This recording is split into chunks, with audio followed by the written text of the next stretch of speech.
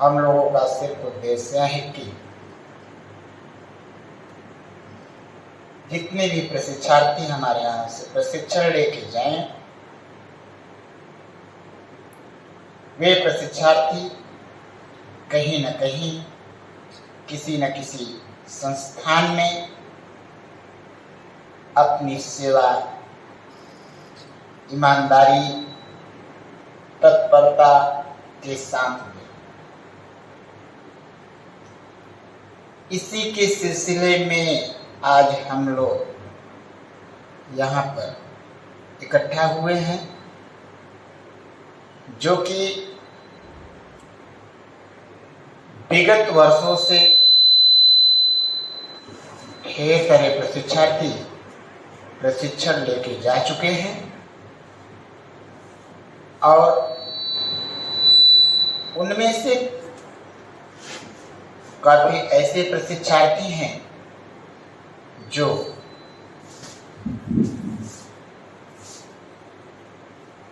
संस्थान में वर्क कर रहे हैं,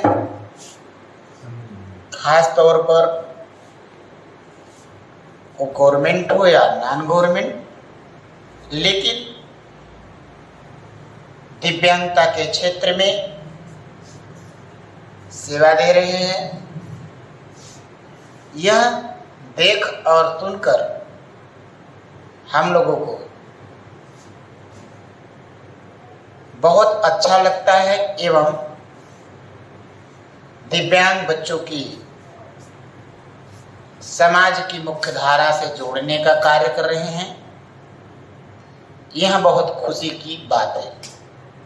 इसी के संदर्भ में अगर वर्तमान समय में दिव्यांग बच्चों की स्थिति एवं परिस्थिति की बात की जाए, चाहे वह रोजगार के क्षेत्र में, व्यवसाय के क्षेत्र में,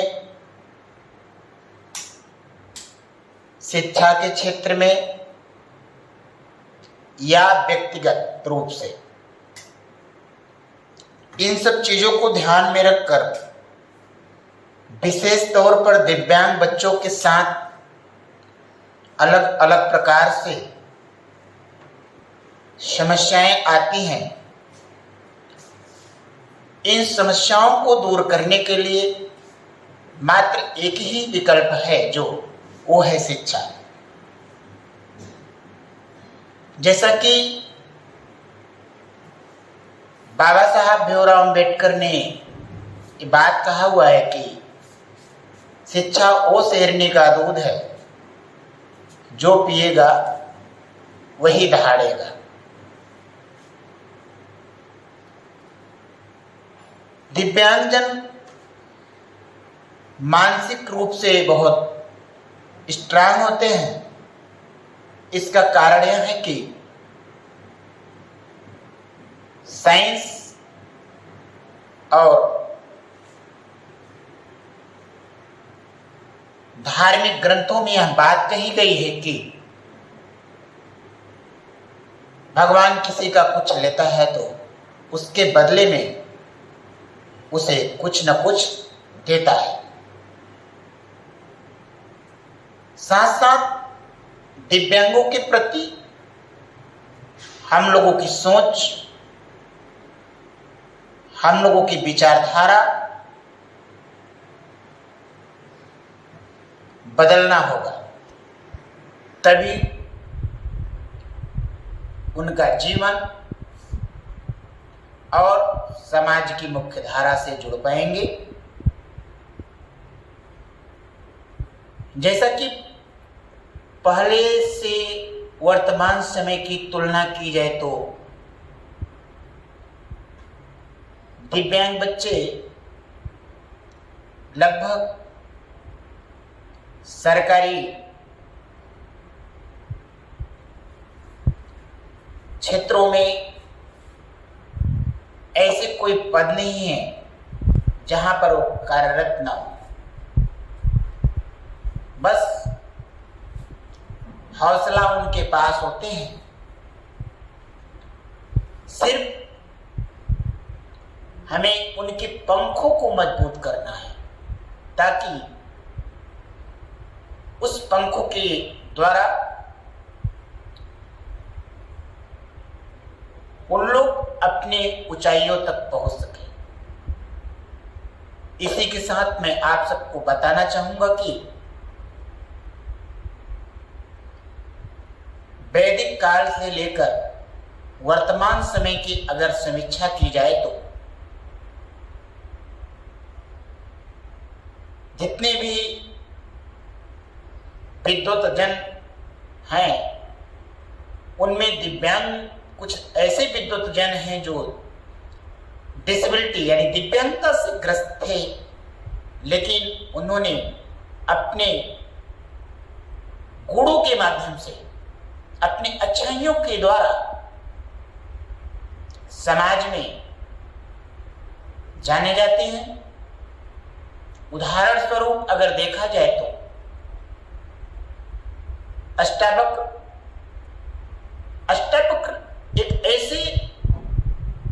ऐसा नाम है, जैसे ही हम उनका नाम लेते हैं और दिव्यांगता के क्षेत्र में हमें एक अभिप्रेरणा मिलता है। उनकी शरीर 8 जगह से टेढ़ी थी, लेकिन उन्होंने हार न मानकर अपने कर्तव्यों को ईमानदारी से करते रहे और वर्तमान समय में आज हम उनको अभिप्रेरणा के रूप में देखते हैं, एक महान व्यक्तियों के रूप में देखते हैं। दूसरा उदाहरण के रूप में अगर बात की जाए तो परम पूज्य जगत गुरु रामभद्राचार्य जी महाराज, जो स्वयं दृष्टि बाधित हैं, वर्तमान समय में 2 स्कूल,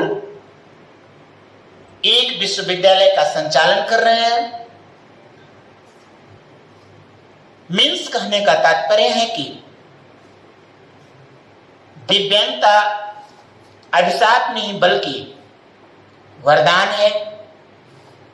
इनकी आवश्यकता को समझना है हमें कि इनको कौन से तरीके, कौन से नियम,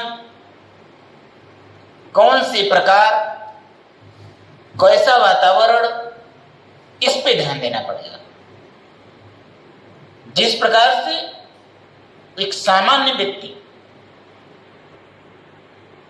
अपनी जीवन को जीता है, ठीक उसी प्रकार से दिव्यांग भी अगर उसको सही समय पर शिक्षा या रोजगार दे दिया जाए तो वो भी अपना जीवन एक सामाजिक मापक के अनुसार जिएगा। धन्यवाद।